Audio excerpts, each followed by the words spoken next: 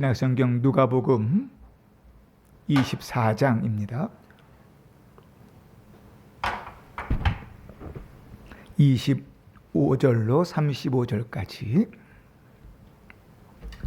제가 봉독할 때 하나님의 음성을 들으시길 바랍니다. 누가복음 24장 25절로 35절입니다. 이르시되 미련하고 선지자들이 말한 모든 것을 마음에 더디 믿는 자들이여, 그리스도가 이런 고난을 받고 자기의 영광에 들어가야 할 것이 아니냐 하시고, 이에 모세와 모든 선지자의 글로 시작하여 모든 성경에 쓴 바 자기에 관한 것을 자세히 설명하시니라. 그들이 가는 마을에 가까이 가매 예수는 더 가려 하는 것 같이 하시니, 그들이 강건하여 이르되 우리와 함께 유하사이다. 때가 저물어 가고 날이 이미 기울었나이다 하니, 이에 그들과 함께 유하러 들어가시니라. 그들과 함께 음식 잡수실 때에 떡을 가지사 축사하시고 떼어 그들에게 주시니, 그들의 눈이 밝아져 그인 줄 알아보더니 예수는 그들에게 보이지 아니하시는지라. 그들이 서로 말하되 길에서 우리에게 말씀하시고 우리에게 성경을 풀어주실 때에 우리 속에서 마음이 뜨겁지 아니하더냐 하고, 곧 그때로 일어나 예루살렘에 돌아가 보니 11 제자 및 그들과 함께한 자들이 모여 있어 말하기를 주께서 과연 살아나시고 시몬에게 보이셨다 하는지라.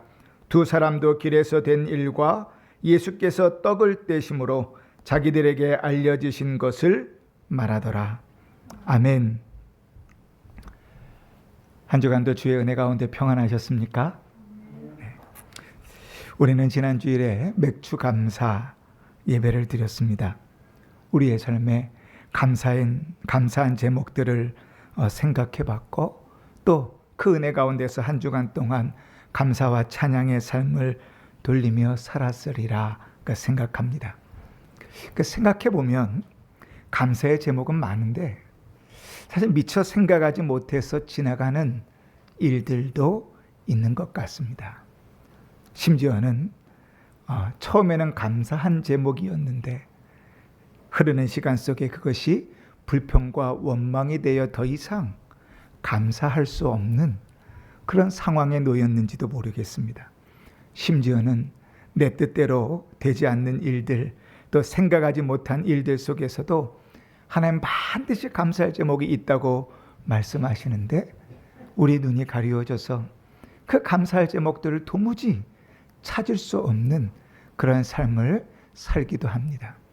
하나님께서 우리 아버지가 되시고 우리를 가장 잘 아시는 하나님께서 가장 선한 것으로 우리에게 허락하시기 때문에 때로는 내가 보기에 아니고 부족한 것 같아 보여도 그것에는 반드시 감사의 제목이 있는데 보지 못하는 것이지요. 그러나 이러한 감사가 맥주절에만, 주일에만 있고 끝나는 인생이 되지 않기를 바랍니다. 날마다 우리의 삶 속에 그런 감사가 고백되어지는 복된 삶을 살 수 있기를 주의 이름으로 축원합니다. 아멘. 성경은 하나님이 우리 아버지가 되셔서 늘 우리에게 선한 것으로 베푸신다, 그렇게 말씀하십니다. 그리고 그 말씀이 사실 여러 모양으로 우리에게 알려지는데 그 중에 하나가 뭔가 하면 하나님이 우리와 함께 계신다라는 표현입니다. 여러분, 하나님께서 우리와 함께 계시면 좋습니까? 싫습니까? 정말 좋습니까? 신앙생활에 이렇게 막 엉망으로 할 때도 좋아요? 그래요. 주님이 우리와 함께 계시는 것은 참 복되고 행복한 일입니다. 그죠? 때로는 우리가 죄를 짓습니다. 때로는 우리가 주님과 함께 있지 않았으면 좋겠는 자리와 모습을 가질 때도 있습니다. 그래도 그때라도 주님이 우리와 함께 계시는 것은 참으로 복된 일입니다. 우리가 인식하지 못해도 때로는 무시해버리고 죄 가운데 걸어갈지라도 주님이 우리와 함께 하시는 것은 참으로 복된 것이지요. 오늘 우리가 읽은 본문에서 엠마오로 가는 제자들의 모습에도 그렇습니다. 그들은요, 주님이 우리와 함께 하신다는 사실 자체를 인정하지 않습니다. 이미 그들의 마음 가운데는 낙심이 있고 그들의 얼굴은 슬픈 기색을 띠고 있습니다. 물론 자기들이 잘못 생각해서 그렇긴 하지만 예수님에 대한 기대와 소망이 다 무너져 버렸으니 한순간에 무너져 버린 그 경험 때문에 소망이 아니라 절망하고 이를 엠마오로 돌아가는 이들입니다. 그러나 우리가 아까도 얘기했지만 주님은 그들과 함께 계십니다. 그들을 찾아오십니다. 사실 이 엠마오로 가는 두 제자에게 찾아오신 일이 놀라운 일은 주님은 요한에게 아직 부활하신 모습을 보이신 적이 없습니다. 안드레에게, 주님께서 바돌로메에게 자기 부활하신 모습을 아직 보이신 적이 없습니다. 그런데 주님은 그 이름도 제대로 다 알 수 없는 둘 중에 하나는 글로바라고만 알려진 그들을 주님 찾아오십니다. 뭘 의미하겠습니까? 그들이 특별하기 때문에, 각별하기 때문에 그들을 찾아오시는 게 아닙니다. 자기 맘대로 신앙생활하고 자기 맘대로 생각해서 자기 맘대로 슬퍼하고 낙심하고 절망하여 걸어가고 있는 그들에게도 주님은 여전히 찾아오시고 함께 하시는 분임을 보여주고 계시는 것입니다. 주님은 우리가 인식하지 못하지만 우리의 슬픔의 현장에 함께 계시고 힘들고 어려워 홀로 견디고 있을 그 자리에도 우리와 함께 계십니다. 우리의 신음소리를 들으시고 또 우리의 괴로움을 주님께서 담당하십니다. 우리가 주님을 찾을 힘조차 없는 그 자리에도 주님은 먼저 찾아오셔서 우리와 함께 하십니다. 우리가 그 어렵고 힘든 순간에 함께 하시는 하나님을 만날 수 있다면 그것이 참으로 은혜요 복인 것입니다. 이스라엘 백성이 애굽에서 430년 동안 종살이를 했습니다. 그 시간이 참으로 고되고 힘든 시간이었습니다. 처음에는 이스라엘 백성들은 대단한 환대를 받았습니다. 사람들로부터 존중을 받았습니다. 왜냐하면 그 요셉이 나라를 구했거든요. 나라만 구한 것이 아니라 그 나라의 가축에서부터 왕까지 모든 자들을 7년의 극심한 기근에서 구했습니다. 그러니 민족적 영웅이죠. 그의 가족은 그 요셉으로 인해서 그만한 대우를 받을 만한 자격이 있었습니다. 그런데 시간이 흘러갑니다. 사람들이 점점점 많아집니다. 그리고 그 인구가 많아지는 일들이 얼마나 폭발적으로 늘어났든지 성경은 뭐라고 기록하냐면 인구가 많아지고 그렇기 때문에 그들이 우리의 위협이 된다고 생각합니다. 그래서 출애굽기에 보면 그들이 우리의 위협이 되니 그 위협을 통제할 수 있는 방법으로 그들에게 무거운 짐을 지어 괴롭게 하기를 결정합니다. 그 중에 하나가 막노동꾼을 만드는 거예요. 국고성들을 건축하는데 노동자로 그들을 불려서 그냥 좋게 끌어가는 게 아니라 채찍질하며 학대하며 그들을 끌고 갑니다. 그런 세월이 지나가면 스스로 어떻게 생각하는가? 나는 그럴 수밖에 없는 존재야, 이렇게 낙인이 됩니다. 오랜 세월 동안 그런 대우를 받으면 그렇게 되는 것이. 자, 그런 상황들 속에 대우는 그렇게 받지만 몸이 괴롭고 힘들고 어려운 상황에 놓이면 그들이 힘들고 괴롭겠습니까? 즐겁고 기쁘겠습니까? 그렇죠. 괴롭고 힘들겠죠. 그렇죠? 그런데 그 괴롭고 힘들었던 430년 동안 도대체 하나님은 뭐 했는가?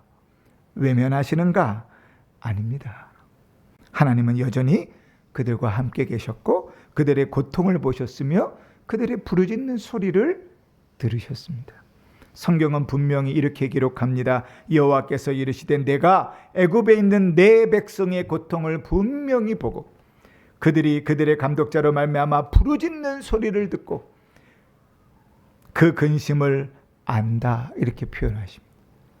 하나님 그들과 함께 하셨고 들으셨고 보셨고 다 알고 계시는 거죠.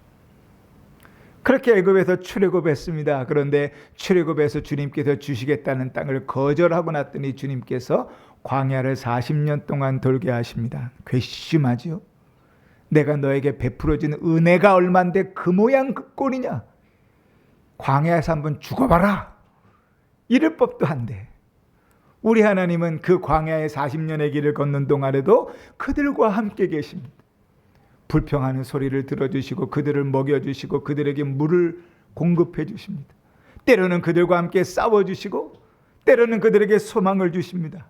신명기 2장 7절은 이렇게 말씀합니다. 내 하나님 여호와께서 내게 하는 모든 일에 내게 복을 주시고 내가 이 큰 광야에 두루 다님을 알고 하나님 여호와께서 이 40년 동안을 너와 함께 하셨으므로 내가 부족함이 없었느니라.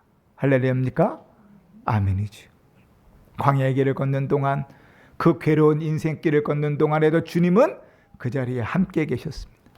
뿐만입니까? 하나님 약속의 땅을 다 얻어서 누리면서도 신앙생활을 엉망으로 하는 겁니다. 자기가 원하는 대로 자기 생각대로 하는 거예요. 하나님 말씀대로 가지 않고 자기 생각대로 신앙생활합니다. 우리로 따지면 목사의 인도함대로 신앙생활하지 않고 내 맘대로 내가 옳다는 대로 신앙생활하는 거예요. 그러다 보니 하나님께서 그 백성을 망하게 하십니다. 그리고 바벨론 각처를 다 흩어버리시죠.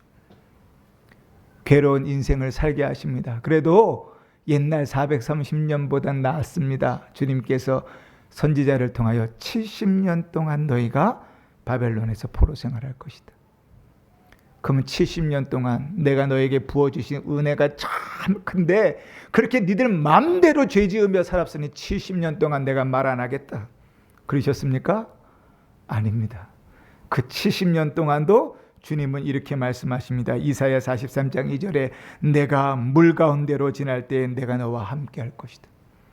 강을 건널 때에 물이 너를 침몰하지 못할 것이며 내가 불 가운데로 지날 때에 타지도 아니할 것이요 불꽃이 너를 사르지도 못하리라. 아멘입니까? 아멘이죠. 우리는 이 주님의 말씀이 그대로 보여지는 현장을 어디서 봅니까? 다니엘의 세 친구들에게서 봅니다. 풀무불을 지피는 병사도 탈 정도로 뜨거운 불 안에 세 친구들을 집어넣었는데 어떻게 됐어요? 새까맣게 탔습니까? 어떻게 됐습니까? 분명히 셋을 집어넣었는데 거기 몇 명이 있었어요? 4명이 있어요. 주님이 그 자리에 함께 계셨습니다. 성경은 이렇게 증언합니다. 그들을 끄집어내었더니 눈썹 하나도 머리털 하나도 그 불에 상하지 않았더라. 불 가운데 지날 때에도 타지 아니할 것이고 불꽃이 너를 사르지 않을 것이다. 분명히 절망인데 분명히 소망이 없는데 하나님이 그것에 함께 하시겠다는 그 약속을 반드시 이루고 계십니다. 그리고 신실하신 주님이 오늘 여기 실망하고 낙심하여 예루살렘을 등지고 주님이 부활하신 그날에 옛마을로 가는 그 제자들에게도 찾아오십니다. 우리에게 이러한 믿음이 있기를 원합니다. 여러분, 우리의 눈이 아니라 영적인 눈으로 볼 수 있기를 원합니다. 하나님께서 우리와 함께 하신다는 그 확신으로 살 수 있기를 원합니다. 때로는 인생을 살아가면서 왜 슬픔이 없고 괴로운 일이 없겠습니까? 왜 울 일이 없고 왜 실망한 일이 없겠습니까? 그러나 그 순간에도 그 자리에도 그 일 가운데도 하나님이 우리와 함께 계신다는 사실을 믿을 수 있기를 바랍니다. 늘 우리의 삶은 내 눈에 보이는 건 내가 생각하는 것으로 실망하고 절망합니다. 혼자 북치고 장구치고 다 합니다. 내가 하나님이라면 참 웃긴다 싶을 거예요.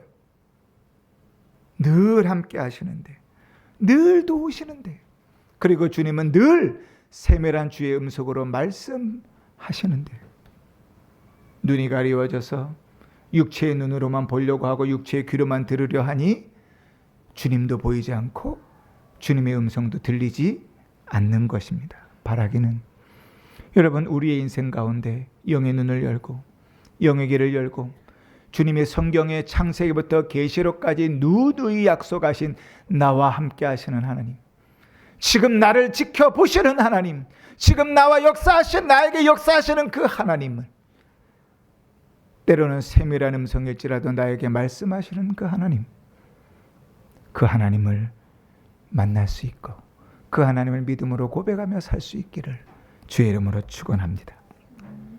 오늘 엠마오로 가는 이 두 제자에게서는요, 하나님의 은혜가 부어주실 때 그들이 그 은혜에 어떻게 반응하는가 하는 모습들을 보게 됩니다. 여러분, 은혜 받으면 어떻게 합니까? 성경에 은혜 받은 자들의 많은 반응들이 있습니다. 그런데 현대의 교회에서는 은혜는 받았다고 입으로는 얘기하는데 그 반응이 없습니다. 삶의 변화가 없습니다. 예배의 변화도 없고 내 삶의 변화도 없고 마음의 변화도 없고 생각의 변화도 없고 참 쉽지 않습니다. 입으로는 은혜를 받았다고 하는데 그 은혜가 내 삶에 아무런 영향을 미치지 못합니다. 마치 하나님은 죽어 우리의 관념 속에만 있는 하나님인 것처럼 머리로는 아는데 내 삶에 아무런 영향을 미치지 않는 것입니다. 그런데 여러분, 정말 주의 은혜를 받은 자는 반드시 그 삶이 변합니다. 우물가의 여인, 사마리아 땅에서 주님을 만났던 그 여인은 모든 창피함과 어려움과 뜨거움을 무릅쓰고 마을로 들어가 주님을 전합니다. 주의 은혜를 받았던 자들은 그 은혜에 합당한 반응들을 보입니다. 오늘 엠마오로 가던 그 두 제자도 주의 은혜를 받고 그 은혜에 합당한 두 가지 반응을 보입니다. 저는 오늘 말씀 속에서 우리 성도님들이 그런 반응이 있는, 은혜에 대한 반응이 있는 복된 삶을 살 수 있기를 바랍니다. 여러분, 우리가 오늘 본문을 읽을 때 하나님께서 우리에게 은혜를 부어주실 때 그 은혜 받은 자가 어떠한 반응을 보이는가 이렇게 생각할 때 먼저 우리의 마음속을 붙드는 것은 무엇인가 하면 그 은혜가 내 인격을 무시하고 올 것이라고 생각합니다. 다른 표현을 하면 기적적으로 임할 것이라고 생각합니다. 그러니 예배 자리 안에서 은혜를 못 받는 건 당연한 일입니다. 그죠? 어떤 데 사람들이 많이 모이는지 아세요? 예배 자리에서 일어나! 그런데 딱 일어나서 못 걷는 사람이 걷고, 우리 올라오세요. 오늘 감기 걸리셔서 기도 못 하셨는데, 예배 중에 기도해! 감기야 나! 그러면 딱 감기가 낫고, 그런 기적이 일어나는 교회는 사람들이 막 오지 말라고 말려도 와요. 근데 우리 교회는 그런 거에 비하면 하나님의 역사도 없는 교회처럼 보이잖아요. 그 은혜를 못 받아요, 예배 가운데. 그러나 여러분, 우리가 은혜가 무엇인지를 좀 잘 생각해야 됩니다. 하나님의 은혜는 우리의 첫 인격 가운데 임합니다. 우리에게 말씀하시고 우리의 의지를 주장하시고 우리를 결단하여 순종하게 만듭니다. 하나님의 은혜는 그렇게 있습니다. 성경의 대부분의 은혜들은 그렇게 주어집니다. 사실 하나님의 은혜는 언제나 우리에게 있지만 그러나 쉽게 그 은혜를 놓치고 살아갈 때가 많습니다. 말씀이신 하나님께서 여전히 오늘 지금도 우리에게 말씀하고 계시지만 종종 우리는 그걸 놓칩니다. 진리의 성령께서 당신의 뜻에 따라 우리에게 말씀하십니다. 하나님이요, 쓸데없이 주일날 앉아서 이 고생하라고 우리를 예배 자리로 부르시는 게 아니에요. 반드시 말씀하실 것이 있어서 우리를 부르십니다. 그래서 우리는 종종 놓치죠. 주님께서 우리에게 지금도 말씀하시지만 귀 기울이지 않아서 놓칠 때가 있습니다. 우리는 마치 주님께서 바다를 가르고 무리를 걷는 엄청난 일들을, 기적들을 행해야만 은혜를 받는다고 생각합니다. 주체할 수 없는 감동으로 우리의 마음을 꽉 사로잡아서 그냥 눈물이 줄줄줄 쏟아지고 어찌할 바를 모르는 상황에 와야만 주님의 성령이 역사하고 은혜 받았다고 생각합니다. 그러나 여러분, 오늘 엠마오로 가는 두 제자를 한번 보십시오. 그들은 우리의 은혜에 대한 생각을 완전히 바꾸어 놓습니다. 성령께서 어떻게 역사하시는지 그 생각을 완전히 바꾸어 놓습니다. 온전하지 않아도, 말씀을 다 깨닫지 않아도 성령은 우리 가운데 일하십니다. 첫 번째는요, 여러분, 우리가 이 엠마오로 가는 두 제자에게 발견할 수 있는 반응은 뭔가 하면 그들이 하나님의 음성에 반응한다는 사실입니다. 여러분, 오늘 성경을 보면 그들은 처음에 주님께서 말씀을 전해 주실 때, 구약 성경에서부터 쭉 예수님에 대한 말씀들을 전해 주실 때 예수님이 누구신지도 몰랐습니다. 그죠? 주님이 말씀하시는 것을 들었지만 그게 십자가 복음이라는 것도 알아가는 과정 가운데 있었습니다. 예수님이 말씀하셨는데 뭐 김 목사 같은 하찮은 사람이 아니라 예수님 같은 하나님께서 말씀하셨는데도 그 말씀 가운데 역사가 안 보인다고요.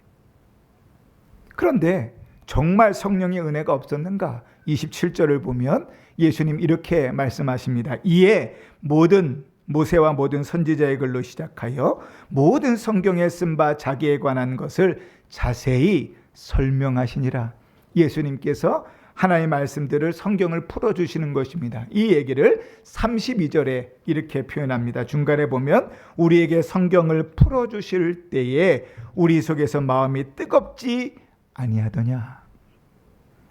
그러니까 주님께서 말씀을 풀어주실 때, 구약에서부터 자기에 대한 말씀들을 풀어주실 때에 그들은 예수님이 누군지도 몰랐어요. 눈이 가려져서 보지 못했어요.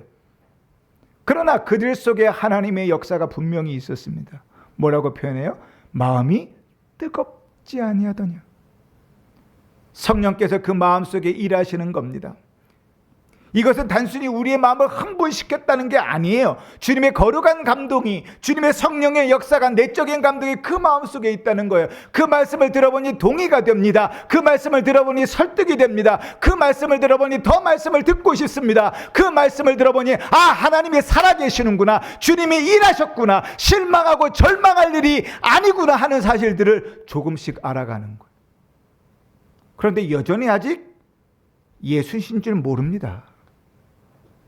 그러나 주님이 역사하시고 감동하실 때 그들이 보였던 반응, 순종은 뭡니까? 오늘 성경에 보니까 29절에 이렇게 표현합니다. 그들이 강권하여 이르되 우리와 함께 유하사이다.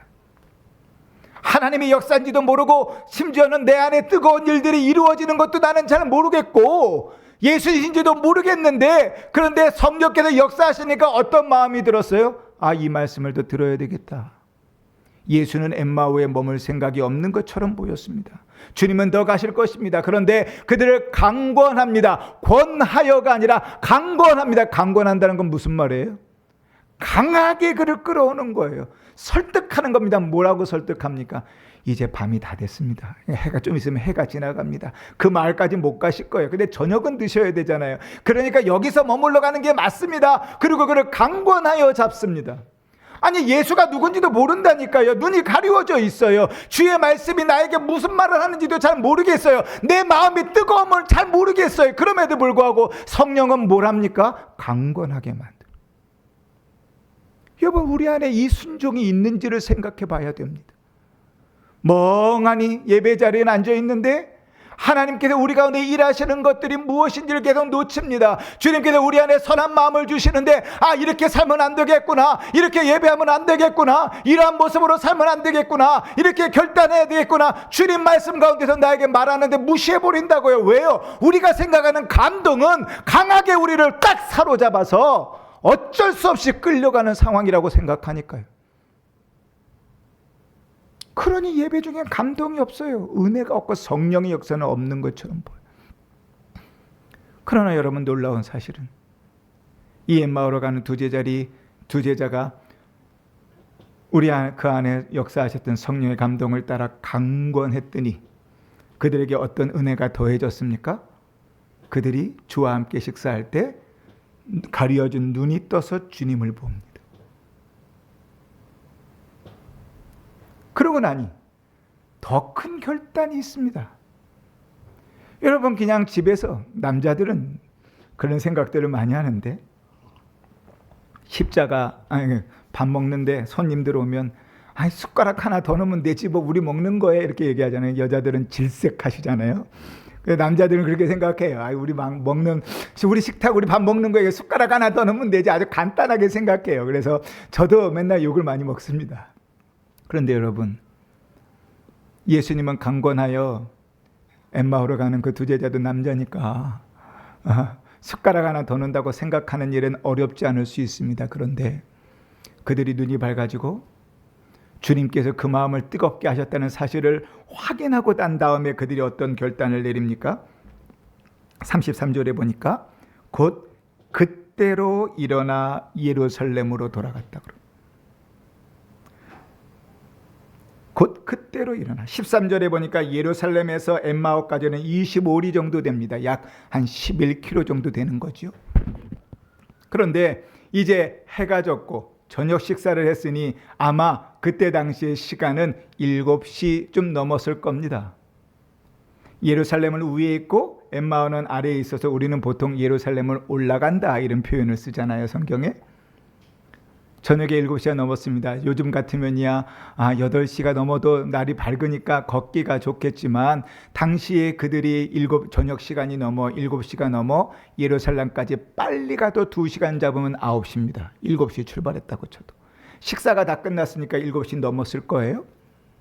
그러면 예루살렘에 도착하면 대략 생각해도 9시 반 10시가 훌쩍 넘을 겁니다. 그런데 밤에 올라가는 그 길에는 항상 짐승들이 있고 항상 도적대가 있잖아요. 그 길을 결단하고 걸어가는 일은 쉬운 일이 아닙니다. 그냥 우리 집에 와서 숟가락 하나 더 넣는 거하고 완전히 질적으로 다른 일이에요. 그럼에도 불구하고 그들은 어떤 결단을 내립니까? 은혜 받으니까 이전에 주님을 강권했던 거하고 전혀 다른 결단을 내립니다. 그 밤에 그 위험과 어려움을 무릅쓰고 주를 만난 그 기쁨을 전하기 위하여 다시 예루살렘으로 갑니다. 곧 그때로 일어나 예루살렘을 돌아갑니다.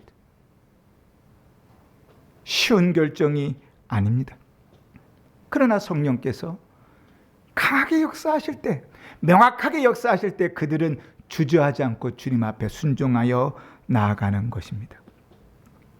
두 번째로 오늘 엠마오로 가는 두 제자에게서 그들이 은혜 받을 때 보일 수 있는 반응이 무엇인가 하면 그 은혜를 나누었다는 사실입니다. 이게 참 동양적인 사고에서는 참 쉽지 않아요. 서양적인 사고는 익숙한데 동양인들은 쉽지 않습니다. 은혜를 나눈다는 일이 쉽지 않습니다. 그러나 오늘 성경에 보면 그들이 주님의 식사 자리에서 눈이 밝아진 다음에 그러나 주님을 찾을 수 없는 그 다음에 그들이 뭐라고 표현합니까? 32절에 보니 그들이 서로 말하되 길에서 우리에게 말씀하시고 우리에게 성경을 풀어주실 때에 우리 속에 마음이 뜨겁지 아니하였더냐. 무슨 말입니까? 그 둘이 서로 이야기합니다. 그때 정말 내 안에 감동이 있는지도 몰랐던 그때 주님께서 말씀하시는 그 내용을 다시금 생각해 보니 그 안에 내 안에 뭔가 꿈틀이는 것이 있었잖아. 내 안에 성령의 역사가 있었잖아. 서로 나눕니다. 그리고 은혜를 나눈 그 은혜는 점점점 더 풍성해집니다.